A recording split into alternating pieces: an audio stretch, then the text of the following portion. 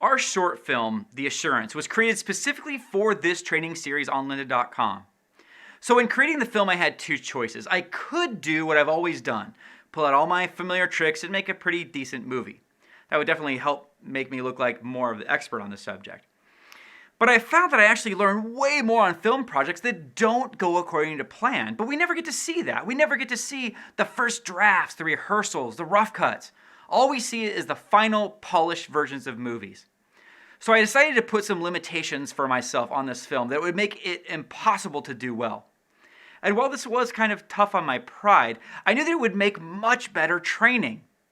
So what were the limitations I put on myself?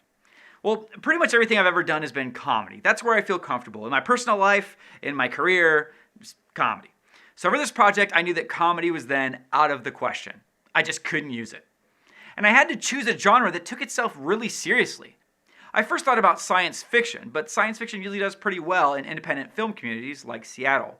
But that's not usually the case with fantasy films. Also, fantasy films are very difficult to pull off in a short because you have to get an audience to believe in a whole new world, and you have to teach the audience all the rules of that new world, in addition to all the character and plot stuff, in a very short period of time.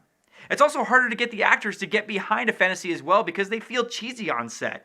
They never know how the stuff's going to turn out after it goes through post-production. So I decided to make a fantasy, and actually a dark fantasy, so that the world took itself really seriously and the comedy that I'm so comfortable with just wouldn't fit. A fantasy film also brought with it a host of logistical and creative challenges. Because this film takes place in a fantasy world, street clothes and all technology can't be in the film. No cars in the background, no airplanes overhead, no blue jeans or jackets. This added a lot to our budget because Bitsy Rinny, our wardrobe person, had to make wardrobe and accessories for all of our cast, including the extras, from head to toe. This also made finding a location really tough because everything had to look like it was made by this crude civilization. And speaking of locations, I set almost the entire film to take place outdoors, knowing that we'd be filming in springtime in Seattle. So I knew that weather would be a huge issue and that it would make for a great education as we wrestled with that. I was also the director of photography on this film, and my preferences as DP are to use artificial light, not only to light the subject, but also as a background accent. I just love this look, and I'm frequently drawn towards shots like this, regardless of the subject matter, whether it's comedy or drama or whatever. But in this primitive civilization, there's no electricity, so there's no motivation for these kind of lights, so I crippled myself here as well. A fantasy film also calls for visual effects and lots of sound design.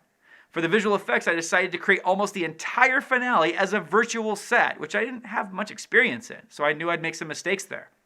And for the sound design, I actually had to call upon the assistance of Emmy Award-winning sound designer Scott Charles, as we'll see in the training series on audio.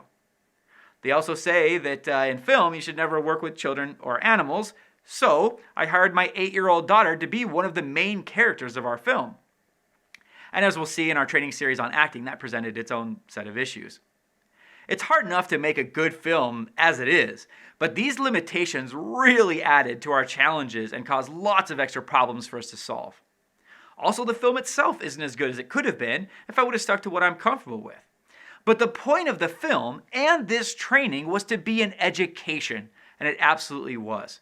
If you can forgive its imperfections, I think this film and these training courses will give you a unique insight into the process of filmmaking never seen before.